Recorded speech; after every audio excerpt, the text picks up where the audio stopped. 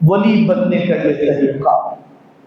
ولایت کے لیے کرامت ضروری نہیں ہے، کرامت ہرے پیلے کپڑے پہننا ضروری نہیں ہے، گلے میں کوئی مالے پہننا ولی ہونے کی علامت نہیں ہے، نماز چھوڑ کر کوئی ولی نہیں ہوتا، عورتوں کے ساتھ نامحرم تنہا رہ کر کوئی ولی نہیں ہوتا، تعویذ گنڈے کر کے کوئی ولی نہیں ہوتا۔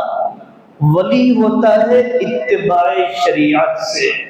شریعت اور طریقت ایک ہی چیز ہے، شریعت سے ہٹ کر طریقت نہیں ہے، طریقت شریعت کے کمال کا نام ہے، طریقت شریعت کے کمال کا نام ہے۔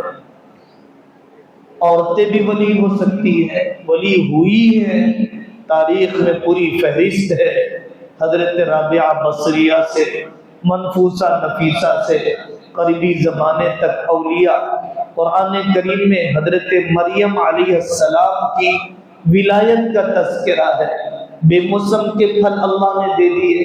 حضرت مریم علیہ السلام کو، عورتوں کو کوشش کرنا چاہیے اللہ سے خاص دوستی لگانے کی، اللہ سے خاص دوستی لگانے کی۔ کرامت اختیاری بھی ہوتی ہے، غیر اختیاری بھی ہوتی ہے۔ اللہ تبارک و تعالیٰ کسی ولی کی بات کی لاج رکھ لے، وہ کہہ دے بارش برسا دے، برس جائے، لو اقسم علی اللہ لابرہ، اختیاری کرامت بھی ہے، غیر اختیاری کرامت بھی ہے۔ حضرت عقبہ بن نافع، افریقہ کے جنگل کے درندوں نے خالی کر دیا پورے جنگل کو، علائے حضرمی ان کے لیے سمندر سطح زمین بن گیا، اور اپنے گھوڑوں کو لے جانے لگے۔ تو آقا صلی اللہ علیہ وسلم کے غلاموں پر یہ کرامت ہے۔ معجزہ جیسی کوئی چیز کسی ولی پر ظاہر ہوتی ہے، خارق عادت جیسی کوئی چیز ظاہر ہوتی ہے، تو اسے کرامت کہا جاتا ہے۔ اتباع سنت اور اتباع شریعت کے ساتھ دجال پانی برسائے گا، خزانے ابلوائے گا، وہ کرامت نہیں ہے، وہ معونت نہیں ہے، وہ تائید الہی نہیں ہے، وہ استدراج ہے، وہ استدراج ہے۔ کفر کے ساتھ کوئی تلسماتی طاقتیں، شرک کے ساتھ کوئی خارق عادت چیزیں ہو جائیں تو یہ کرامت یا معجزہ یا معاونت اور تائید نہیں کہی جاتی ہے، اسے اللہ کی طرف سے ڈھیل کہا جاتا ہے، اللہ کی طرف سے ڈھیل۔ سنستدرجہم من حیث لا یعلمون۔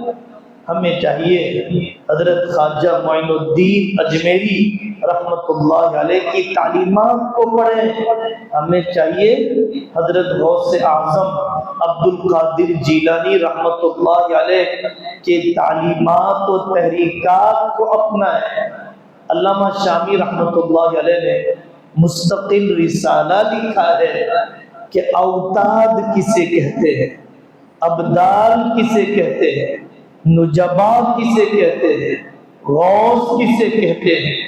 علماء نے گفتگو کی ہے، قطب تکوین کسے کہا جاتا ہے، قطب ارشاد کسے کہا جاتا ہے، ایک مستقل موضوع ہے کہ جس پر علماء گفتگو کرتے ہیں، جو صوفیاء کرام کی دریافت ہے، جو ان کے مشاہدات ہیں، انکار نہیں کرنا چاہیے، اپنے نہ جاننے کی وجہ سے تحقیق کرنا چاہیے۔ تو میرے عزیزوں، اس پوری بات کا خلاصہ یہی ہے، اللہ کے نیک بندوں سے محبت کا تعلق، بدتمیزی نہ کریں۔ من عاد لی ولیا فقد آذنتہ بالحرب، جو میرے کسی ولی کو تکلیف دیتا ہے میں اس سے اعلان جنگ کرتا ہوں۔ اللہ کا خاص بندہ عبادت میں، معاملات میں، معاشرت میں، نام لینے میں آدمی اس کے ساتھ بدتمیزی کر رہا ہے، ایک دوست دوسرے دوست پر جان نچھاور کر دیتا ہے، اگر کوئی اس کے دوست کو تکلیف دے، اللہ کیسے چھوڑ دیں گے اگر ان کے خاص بندوں کو تکلیف دی جائے، اگر ان کے خاص بندوں کو اذیت پہنچائی جائے، اللہ تبارک و تعالی اولیاء کرام سے جو حقیقی تعلق رکھنا چاہیے، وابستگی رکھنا چاہیے، اللہ نے وہ عطا فرمائے۔ وآخر دعوانا ان الحمد للہ رب العالمین۔